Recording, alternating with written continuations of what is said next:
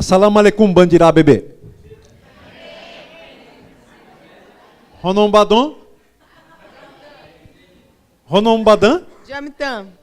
Ronombadan, Maimuna. Jamtam, Demba. Essa é a saudação do povo Fulani, lá do Senegal, que eu trago para vocês nessa manhã. Amém? Então, se você encontrar algum Fulani por aí, né? Você já sabe, se ele perguntar para você, Ronombadan, você responde Jamtam. Então é fácil, né? Ronombadan é equivalente ao nosso, né? E aí, tudo bem? E aí você responde, tudo bem. Ronombadan? Vocês aprendem rápido, são inteligentes. Então essa é a saudação na língua pular, que é a língua do povo Fulani, com quem nós trabalhamos lá no Senegal. E nós estamos felizes nessa manhã pelo convite que o pastor Daniel nos fez, de estar com vocês aqui, de conhecer mais esse rebanho, né, esses irmãos, essa parte do corpo de Cristo. Gostaria de falar um pouco do nosso trabalho, mostrar, né, porque eu acho que a maioria não conhece, talvez um ou outro já conheça, o trabalho que a gente faz lá com o povo Fulani no Senegal. Então eu vou pedir para Maimuna Gay, que é o nome dela lá no Senegal, eu me chamo Demba Sow, porque o pessoal lá, eles não conseguem nem falar o nome da gente, né? Se falar Andréia e Celso, aí eles têm dificuldade de guardar o nome.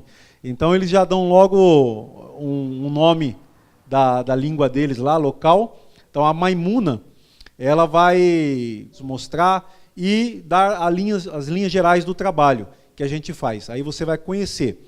Então, nosso objetivo também é de estar sempre linkando cada vez mais igrejas e irmãos e irmãs que estejam orando pelo trabalho lá entre o povo Fulani no Senegal. Então, nessa manhã, nós temos a oportunidade de juntos, né, estarmos juntos nesse objetivo do povo Fulani, que você vai conhecer nessa manhã. E, quem sabe, Deus vai colocar no seu coração, né, um amor e uma paixão e também o senso, né, da missão do povo aí com você e com essa igreja. Então está aqui, Maimuna, está com a palavra. Bom dia. A graça e a paz do Senhor. Amém. Que louvor maravilhoso, hein? Olha, se eu ficasse aqui em Bauru, eu ia querer ficar aqui, tão abençoado, não queria mais ir embora daqui. E a gente sente a unção do Senhor, né? E quando eu estava louvando, eu realmente, como eu vivi muito tempo da minha vida nessa região, eu estava me lembrando de algumas vezes, porque eu saía muito para evangelizar, de noite, de manhã, a hora que fosse, meu dom é de evangelismo, né? E eu ia de noite, às vezes, em alguns lugares muito difíceis, e eu aqui cantando, lembrando, que eu falava, gente, eu tive coragem com 12, 13 anos em lugares bem, né, longe, assim, no escuro, e o Senhor sempre me guardou, e eu falava, Senhor, me guardou mesmo, né? Eu tive uma experiência maravilhosa, uma vez que eu estava ali na Santa de Virgem, eu acho, evangelizando, eu não lembro se é Santa de Virgem, aquele bairro que tem um pouco mais para cima, e era bem à noite, naquela época não tinha muitas casas lá, e era terreno baldio, e eu cheguei num lugar onde tinha uma mulher que ela estava querendo ser discipulada, ela tinha aceitado a Cristo. Só que a gente foi recepcionado com um homem endemoniado, de uns 2 metros da altura, com um pedaço de pau, falando, vocês têm que ir embora daqui. Eu e mais um moço. E naquele dia ele não queria deixar a gente entrar. E olha, eu com 15 anos, com coragem de enfrentar essa situação, né? Eu falo, é Deus que sempre esteve comigo e me dando coragem. E aí eu entrei na casa, a gente discipulou a mulher, e na hora de ir embora eu comecei a ficar com medo, eu falei, olha, está muito escuro, eu acho que vai ser meio perigoso, a gente tinha que se encontrar com o grupo, mas o grupo tinha ido embora, eu falei, a gente vai andar de a pé, tinha um bar assim, e de repente apareceu um homem do nada, mas um homem bonito, diferente, e aí ele olhou para nós e falou, vocês estão com medo? Não fica com medo não. O Senhor manda dizer para vocês que Ele está sempre com vocês, que vocês podem caminhar onde vocês forem, que Ele vai guardar vocês. E eu nunca mais esqueci, porque aquele homem ele saiu do nada e ele foi embora. Quando eu virei, ele também não estava mais. Foi uma experiência, assim, eu falo, foi o anjo do Senhor que realmente falou comigo, não era para eu ter medo. E aí eu cantando o cântico, falando que Ele continua com a gente, Ele sempre nos guarda, eu falei, realmente, o Senhor sempre tem nos guardado. E hoje, né, eu estou lá na África, no Senegal, um país que não é muito assim de paz, né, como a gente está acostumado a viver no Brasil. Na África Ocidental tem muitos países hoje que estão sendo ameaçados, né, com a questão dos terroristas e tudo mais, mas a gente tem segurança. Eu não tenho medo. Alguém pode me perguntar, você tem medo? Eu não tinha medo de andar à noite no escuro, porque o Senhor falou que ia me guardar e sempre me guardou, nunca aconteceu nada comigo. Por que eu vou ter medo lá no Senegal? Mesmo que às vezes eu vou num supermercado, ou eu vou num lugar onde frequenta Tubabe, que somos nós, né, que somos estrangeiros, lá nós somos chamados de Tubabe. E você tem que entrar, você tem que passar por um detector de metal, um guarda lá com um fuzil enorme, protegendo, porque sabe que a qualquer momento uma bomba pode estourar dentro do lugar. Mas a gente não tem medo, porque o Senhor nos guarda, amém? E até hoje, faz 8 anos que nós estamos no Senegal, nunca tivemos problema nenhum. E nós cremos que, se tiver, é como nós cantamos aqui, né? Se a gente tiver algum problema, a gente tem que saber agradecer a Deus no momento da alegria e da diversidade, amém? A gente tem que dar louvor ao Senhor em tudo. A gente tem que estar disposto a morrer por Cristo, amém? Então, para que eu vou ter medo? Não tenho. Então, eu também quero dizer para os irmãos, não tenham medo jamais de servir ao Senhor. Se o Senhor mandar vocês fazer alguma coisa, faça, porque Ele guarda. Amém? Já me perguntaram por que o povo Fulani. Uma das coisas que nos influenciou, né, que o Senhor confirmou essa direção, foi um testemunho do missiólogo Patrick Johnston, que ele, estudando os povos não alcançados no mundo, ele destacou 7 povos chaves. Ele disse que se esses 7 povos fossem alcançados, todos os outros povos não alcançados pelo Evangelho seriam afetados, seriam tocados.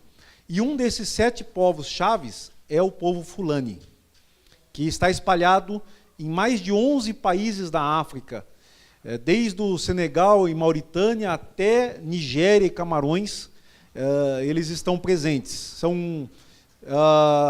um número gira em torno de 25 a 40 milhões de fulanes. Só no Senegal eles são 3 mil. Então isso nos leva a uma responsabilidade com esse povo, uma responsabilidade especial. Também vocês viram que é um povo muçulmano, então nós também precisamos da cobertura de oração dos irmãos. Toda semana, né, todo sábado, mesmo enquanto nós estamos aqui no Brasil, nossa equipe emite um boletim de oração falando o que aconteceu durante a semana, o que vai acontecer essa semana que entra, quem vai ser visitado e tal, e a gente manda isso para as pessoas estarem cobrindo diariamente em oração. Então, são maneiras que você pode estar linkando com o nosso ministério, com o nosso trabalho lá no Senegal. Eu quero compartilhar um texto da Palavra de Deus com você, nessa manhã, que fala da nossa missão. Atos capítulo 1, versículos 6 em diante.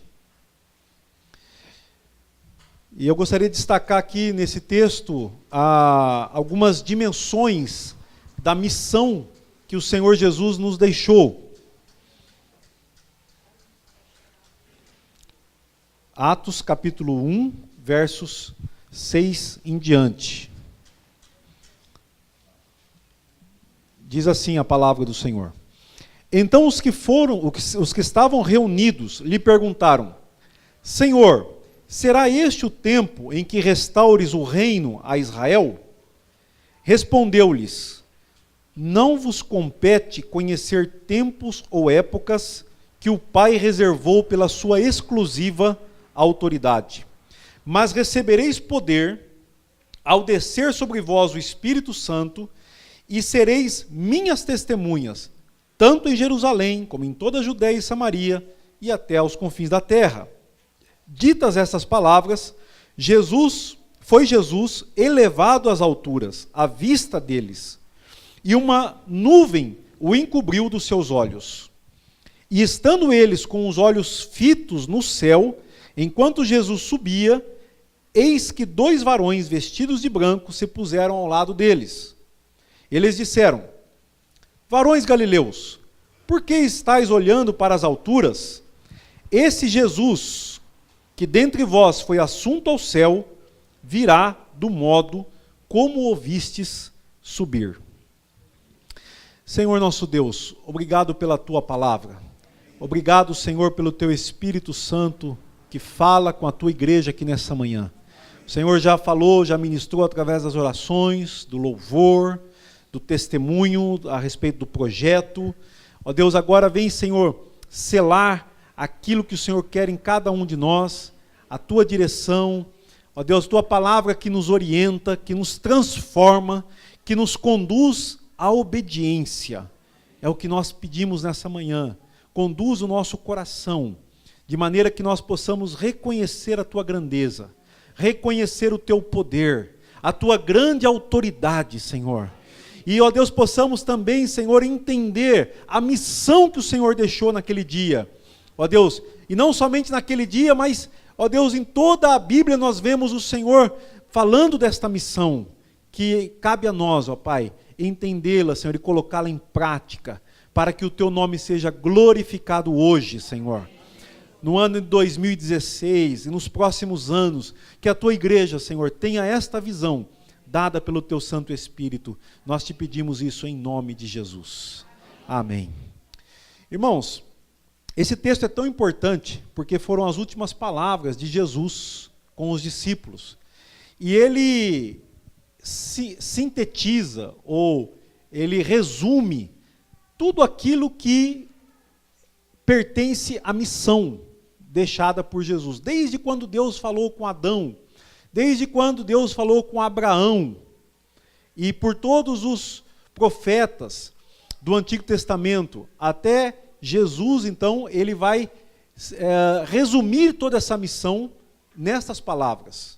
Então, as dimensões da nossa missão, elas são muito amplas.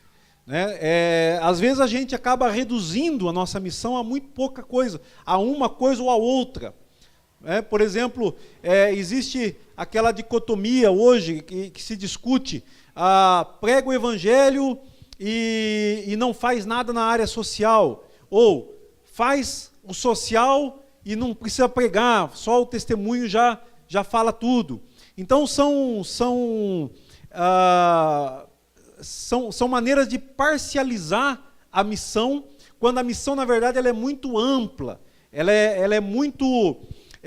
abrangedora daquilo que Deus está fazendo, e nós, como cooperadores de Deus, porque nós, na verdade, não fazemos, se dependesse do nosso planejamento, se dependesse da nossa inteligência, da nossa capacidade, nós não iríamos muito longe. E nós sabemos que nós fracassaríamos, porque a missão ela é desafiadora. Por exemplo, se você pensar só aqui na questão geográfica, na questão de povos, quando Jesus fala, tanto em Jerusalém, como em toda a Judéia e Samaria, e até aos confins da terra, e aí depois você vê o cântico que nós cantamos aqui nessa manhã, que é inspirado em Apocalipse 5:9 e 7:9, que fala de todas as tribos, de todas as raças, de todas as nações. Só aí você tem então uma dimensão, e você pensa nos povos, nas línguas, nas tribos que existem no mundo hoje, e tem gente que às vezes por desconhecimento fala, não, a igreja já terminou a tarefa, todo mundo já ouviu, porque agora tem parabólica, quando na época tinha parabólica, agora tem internet, e as pessoas que querem ouvir já ouviram. Mas na verdade as coisas não são assim. Só na África subsaariana, ou seja, a África, se você divide a África em duas partes, norte da África e África subsaariana, tudo que está ao sul do Saara, do deserto, só na África subsaariana ainda há 1.600 povos não alcançados pelo Evangelho. São 1.600 povos onde não há uma igreja estabelecida entre eles, onde o Evangelho não é pregado e vivido dentro da cultura deles, da cosmovisão deles. Desses 1.600 povos, só na África subsaariana, cerca de 400 povos não tem ninguém trabalhando entre eles. Não tem um missionário, não tem um crente, não tem nada. Então, a tarefa está inacabada realmente, nesse aspecto geográfico e nesse aspecto de povos, nesse aspecto etnográfico, nós podemos assim dizer. Há muito ainda o que fazer, né? Então, e aqui há muitas dimensões da missão. Por exemplo, quando Jesus falou isso para a igreja, para aquele grupo de discípulos ali que estava formando a igreja, que logo receberiam o Espírito Santo, que viria então dar início ao que nós chamamos de igreja do Novo Testamento, logo depois que ele falou isso, ele subiu ao céu. Agora eu pergunto, essas pessoas, por que Jesus não levou elas para o céu junto com ele? Por que quando ele subiu sozinho e os discípulos ficaram na terra? Porque se nós colocamos a importância da nossa missão e da nossa espiritualidade somente na salvação da nossa alma, então Jesus já podia ter levado os discípulos junto com ele. Mas eles ficaram lá, na terra, olhando para o céu. E tiveram que ser chamados a atenção por causa disso também, porque no texto eles são chamados a atenção duas vezes. A primeira porque eles queriam saber quando seria a restauração do reino a Israel. Então é uma pergunta escatológica que foca em quando. Quando é que Jesus vai voltar? Vai ser no ano 2000 ou não vai ser? Né? Quando a gente se converteu lá nos anos 80, era essa a pergunta que se fazia. Né? Quando é que Jesus vai voltar? E Jesus disse, olha, isso aí cabe somente ao Pai saber. E a sua exclusiva autoridade. Não compete a vocês saberem isso. Mas o que compete a vocês é que pelo poder do Espírito Santo que vai vir sobre vocês, vocês serão minhas testemunhas. Então Jesus, ele coloca o foco na missão de ser testemunha de Jesus. E a segunda vez que eles são chamados a atenção é pelos dois varões de branco que dizem para eles, por que vocês estão olhando para o céu? Então a questão é que eles não foram levados para o céu porque havia uma missão a ser cumprida. E quando a gente então pensa nessas dimensões, uma outra dimensão interessante, que a gente pode partir da seguinte pergunta: esses homens e mulheres, ao receber o Espírito Santo e comporem e formarem a igreja de Jesus, eu pergunto, eles já estavam todos já perfeitos, eles já eram uma obra acabada e já uma obra perfeccionada, digamos assim, e não havia nada mais para Deus trabalhar na vida deles? Você vai ver que não. É só você ler o livro de Atos dos Apóstolos e você vai ver que naquele momento ainda eles tinham muito a entender e a compreender a respeito da missão.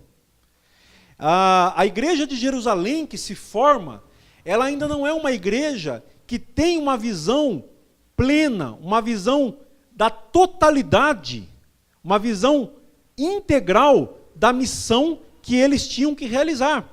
Por exemplo, você não vê a igreja de Jerusalém se preocupando com os povos, com os outros povos. A igreja de Jerusalém não envia missionários. A igreja de Jerusalém, ela esquece de um grupo que havia dentro da própria igreja, que era de fala grega, chamados helenistas. É uma igreja exemplar no amor, na comunhão, no partir do pão, nos milagres, na operação de sinais e milagres. Uma igreja exemplar no ensino, na doutrina dos apóstolos.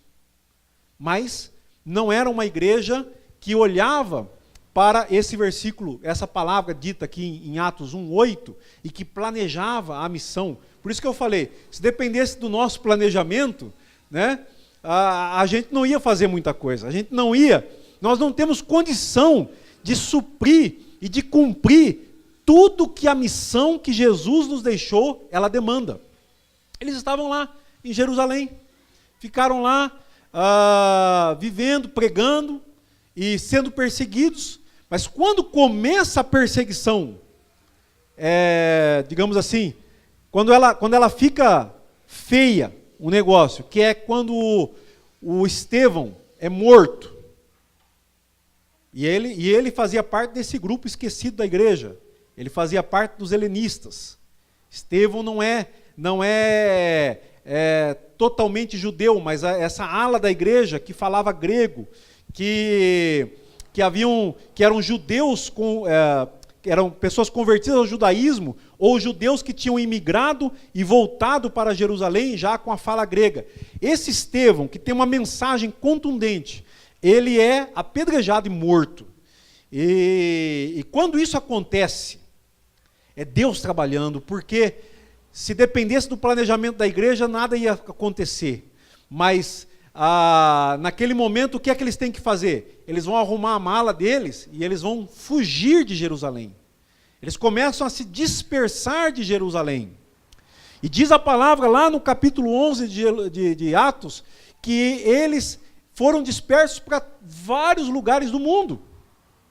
Mas que esses judeus que saíam, judeus cristãos, né, que acreditavam que Jesus era o Messias e serviam a Ele, eram cheios do Espírito Santo, eles quando foram para outros lugares, diz o texto, lá em Atos 11, que eles não pregavam a ninguém, a não ser somente aos judeus. Mas aí você fala, mas eu lendo aqui, ou você vai voltar lá o texto, você vai pegar em Mateus, que é o que a gente chama de grande comissão, que fala que o evangelho deveria ser, que nós deveríamos fazer discípulos de todas as nações, pregar a toda criatura, lá em Marcos 16:15. Por que eles pregavam só aos judeus? Porque, irmãos, nessa dimensão da missão, enquanto eu sou chamado para pregar, para ir, para fazer a missão, Deus também está fazendo uma missão em mim. Deus está também fazendo uma missão na igreja.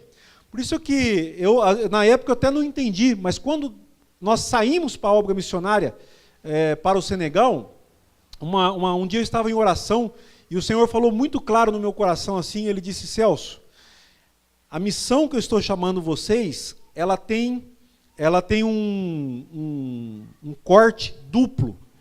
Ela vai atuar lá entre os Fulani, lá no Senegal, na África, mas você também vai ter uma dimensão da sua missão que é com a igreja brasileira. Despertar a igreja brasileira, fortalecer a visão missionária da igreja. Então, enquanto Deus usa essa missão, esse chamado, e o Espírito Santo trabalhando para salvar os Fulani, Ele ao mesmo tempo está trabalhando em nós como missionário, está trabalhando em vocês como igreja. Ele trabalha tudo isso ao mesmo tempo, tudo isso faz parte da missão. Então os apóstolos que estão lá em Jerusalém, os discípulos, eles também estão sendo trabalhados pelo Espírito Santo. Quando Pedro, ele recebe o chamado para ir à casa de Cornélio, ele não estava preparado para aquilo, ele não estava entendendo plenamente o que Deus queria naquela situação, porque eles pregavam somente para os judeus. Eles testemunhavam para os judeus na língua hebraica e aramaica, e ficava nisso. E como é que ele ia entrar na casa de um não-judeu? Como é que ele ia entrar na casa de um incircunciso? Como é que ele ia comer com ele? Por isso que a voz fala, os animais vêm descendo no lençol, lá no capítulo 10 de Atos, e ele vê animais de vários tipos, que eram animais impuros, segundo a lei de Moisés. E a voz diz para ele, Pedro, mata e come. E ele fala, de modo algum comerei, Senhor, porque nunca entrou na minha boca algo impuro. E a voz insistiu com ele 3 vezes e no final diz, não consideres impuro aquilo que Deus purificou. E Deus não estava preocupado com os animais, mas Deus estava dando uma revelação que o Evangelho agora era também para os gentios. Isso foram vários anos depois da subida de Jesus e da descida do Espírito Santo.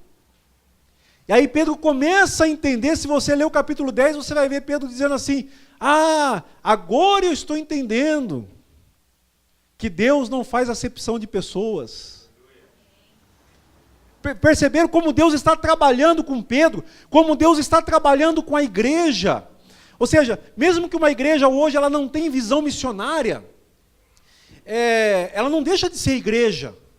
Mas é importante que, se nós queremos crescer com Jesus, nós precisamos considerar a visão missionária, precisamos considerar tudo aquilo que Deus requer de nós, tudo aquilo que Deus nos ordena fazer, sabendo que será um prazer servir a Deus. Como a Andréia falou aqui, eles estavam lá discipulando, né? Ela contou a experiência lá no Santa de Virgens, e depois passou para isso que a gente faz na África hoje, porque a missão é a mesma. Se você sai para evangelizar um vizinho, muitas vezes você tem medo, você fala, eu não sei se ele vai aceitar, eu não sei se ele vai me ouvir. Você vai falar de Jesus para o seu colega de trabalho, e aquele que sai daqui do Brasil e vai para um outro país, a missão é a mesma, e Deus está trabalhando ao mesmo tempo em nós, trabalhando a nossa humildade, trabalhando a nossa confiança em Deus.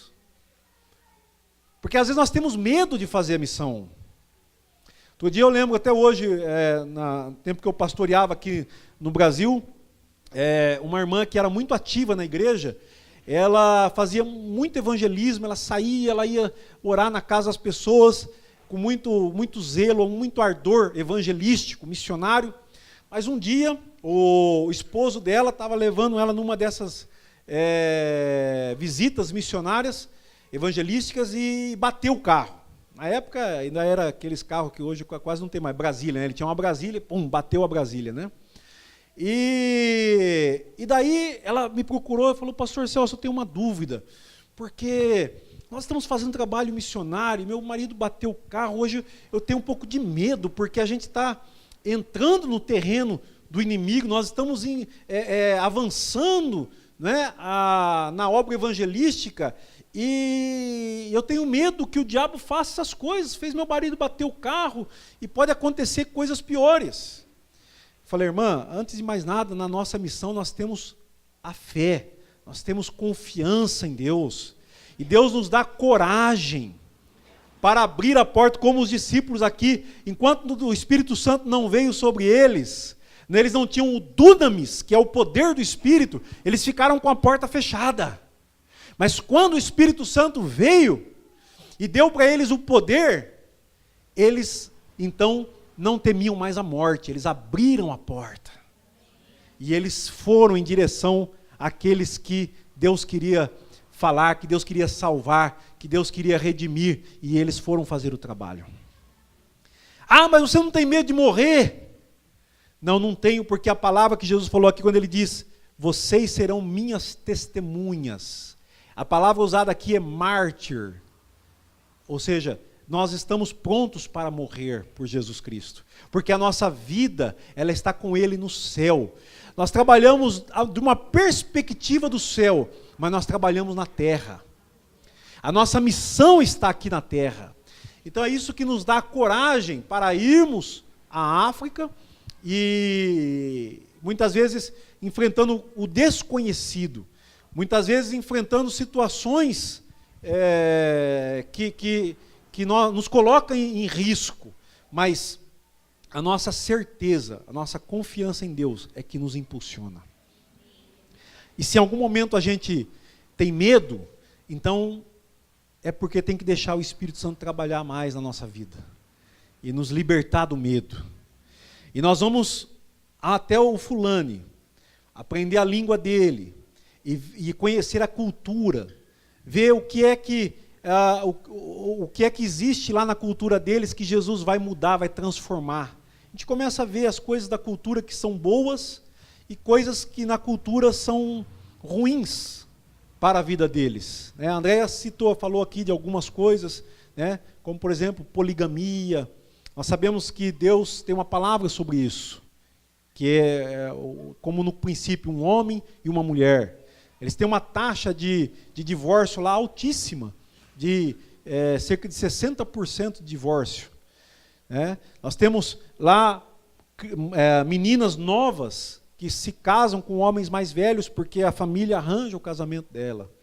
Isso acontece na cultura fulane. Ela falou aqui outros aspectos, ela falou sobre a pouca importância que eles dão às vezes às crianças, a pouca importância à educação. Eles só veem a educação religiosa como importante, só que nessa educação religiosa, não acrescenta, não tem a palavra de Deus, que é o Evangelho de Jesus que liberta. Muitas vezes eles são escravizados, como tem um fulano que converteu e o testemunho dele, o foco do testemunho dele é que antes de conhecer Jesus, ele andava com amuletos amarrados pelo corpo, né? Então é interessante porque você vê isso todos os dias lá. As pessoas com amuletos, eles fazem uns objetos em couro e com madeira ou com versículos do Alcorão colocados dentro, e eles amarram na cintura, amarram nos braços, às vezes no pescoço, e há um medo dos espíritos, há um medo da doença que é causada pelos espíritos. Então, quando alguém fica doente, ele tem medo da morte, porque ele não tem certeza da vida eterna. Maomé, que é o profeta do Islã, não deu essa certeza também. Então ele sofre com medo dos espíritos que estão atuando agora no mundo, e ele tem medo do porvir, porque a religião dele também não deu certeza para ele que ele vai para o céu, que ele vai para o paraíso. Ele tem que praticar as orações diárias para ter alguma chance no dia que ele chega lá, de ele não ser acusado de ter falhado nessas orações. Ele tem que fazer a reza 5 vezes por dia. Eu vejo quando às vezes eles passam o dia, e às vezes eles não têm tempo de orar. Não é obrigatório orar naqueles horários, mas quando ele termina o serviço, ele chega em casa, ele precisa pagar essas orações.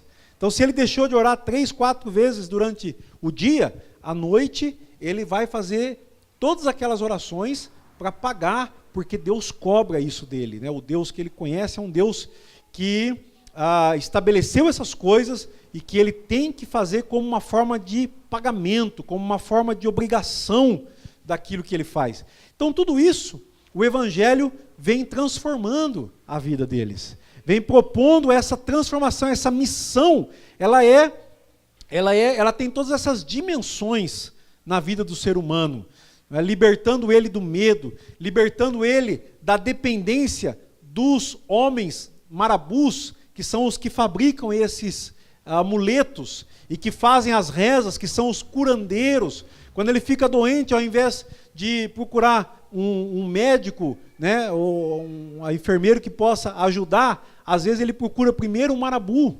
A Andréia, ela está acostumada a lidar com pessoas que, quando vêm para o trabalho de parto, né, as mulheres, às vezes vem atrasada, deixa passar da hora de procurar o médico, porque primeiro teve que ir no marabu para ele fazer os trabalhos espirituais, para que a criança, quando nascer, seja protegida, e a mãe também seja protegida, e aí então perde um tempo precioso para fazer o parto. Às vezes a criança pode até morrer, e aí nesse momento é que ela vai falar de Jesus e orar, né? E ela tem que cortar. Às vezes a mulher está com os cordões aqui presos no ventre, grávida, né? Mas com os amuletos presos na cintura.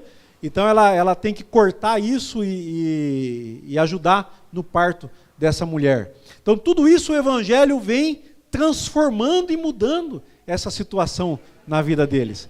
Então o Senhor Deus, essa a dimensão aqui que eu proponho para vocês nesse texto, né, quando vocês relerem novamente o livro de Atos dos Apóstolos, vocês vão ver todas essas dimensões da transformação.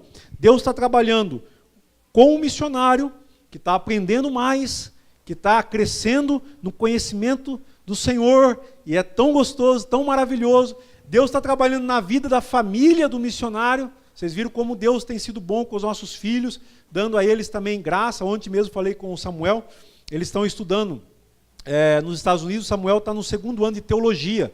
Vocês viram ele pequenininho ali, né, quando foi para o Senegal com um livro ali de inglês e tal, né, ele sempre sorridente, né, e casou esse ano.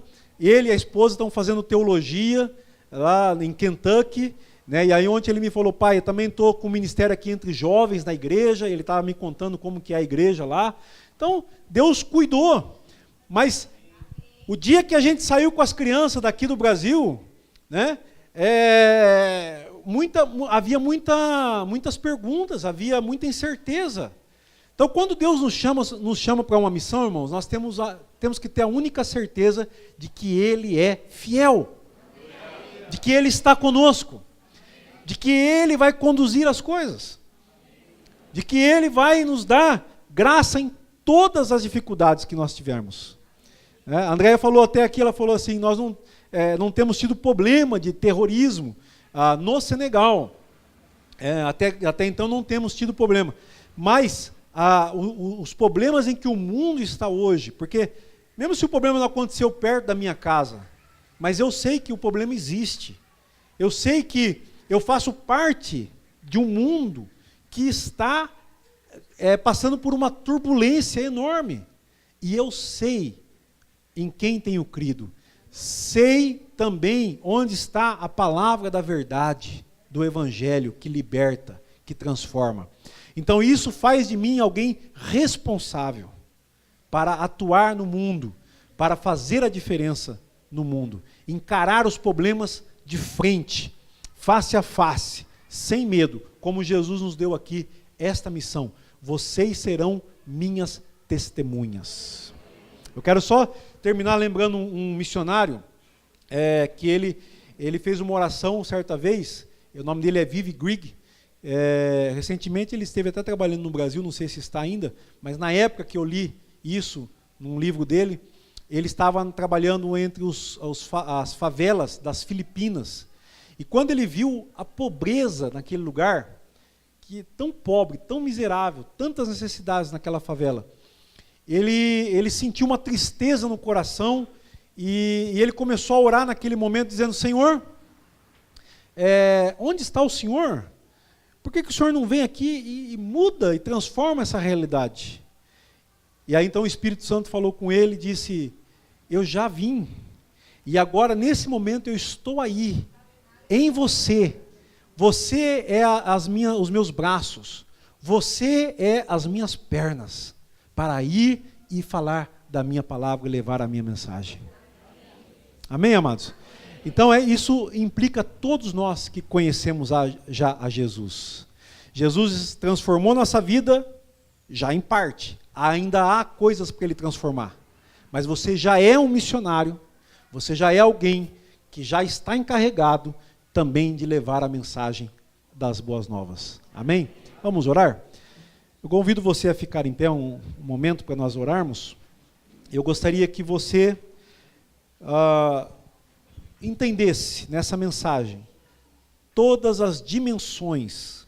Eu sei que é muito pouco tempo, não dá para a gente aprofundar tanto. Haveria muitas outras dimensões para falar, mas aquilo que o Espírito Santo quis falar nessa manhã, Ele falou. E o importante é que você saiba que você é um missionário aqui em Bauru. Bauru é a tua Jerusalém. Mas é importante também que você saiba que nós não podemos esquecer a Judéia, Samaria e os confins da terra. Não podemos esquecer o resto do Brasil, a América Latina, África, Ásia, Europa, enfim. Nós não podemos esquecer que Deus tem trabalhado lá e que há uma ligação entre nós. Nós estamos no mesmo barco, na mesma missão. Nós somos companheiros de missão, nós somos colegas de missão. Louvado seja o teu nome, Senhor, porque aqui a tua igreja se reuniu nessa manhã para glorificar o teu nome. Que gostoso, Senhor, que agradável, que prazeroso, ó Deus, estar com esses irmãos que com o coração aberto, ó Deus, estão recebendo, ó Deus, essa ministração do Espírito Santo. Que gostoso, ó Pai, saber que esta ministração, Senhor, esta palavra não voltará vazia, Senhor, mas que o Senhor tem levantado aqui missionários, missionárias, homens e mulheres, ó Pai, que fazem a diferença em Bauru. Quem sabe também o Senhor tem falado aqui nessa manhã com pessoas que o Senhor já tinha chamado para ir a um outro lugar, mas que por alguma razão está com medo, com receios, e o teu Espírito ministrou nessa manhã que não precisa temer, que não deve ter medo, como aquele homem falou para a Andréia e os seus amigos naquele dia: não tenham medo, vocês não precisam ter medo. Ó Deus, também, quem sabe o Senhor ministrou nessa manhã pessoas que são intercessores, gente de oração, e que estão, ó Pai, disponíveis e dispostos a dobrar os joelhos, a orar e pagar um preço de jejum e oração para que a Tua palavra possa continuar sendo pregada no mundo, Senhor. Quem sabe também, ó Deus, o Senhor falou com alguns aqui nessa manhã, para que, ó Deus, sejam mais generosos nas suas ofertas, na sua contribuição, para que, ó Deus, a Tua palavra possa ir até a última criatura desse mundo, até o último povo, Senhor, que necessita ouvir do Teu Evangelho, ó Pai, e que por falta, muitas vezes, de missionário, por falta, Senhor, de financiamento desses missionários, essa palavra não tem chegado ali hoje, mas que o Senhor, pelo Teu poder, já nos deu os recursos necessários. Nós não precisamos de mais nada, Pai, e se precisarmos, temos a certeza que o Senhor nos suprirá, ó Deus, no nosso dia a dia, para levar a Tua mensagem do Evangelho, Senhor, para, ó Deus, financiarmos todos os projetos que são importantes e estão no Teu coração, Senhor. Nós Te pedimos isso e Te agradecemos, ó Pai, que o Senhor nessa manhã tenha falado, e de formas que eu mesmo não desconheço, ó Pai, mas que o Senhor falou no coração dos Teus filhinhos aqui. Eu Te agradeço e Te louvo, em nome de Jesus. Amém, Senhor. Pastor Daniel, glória a Deus.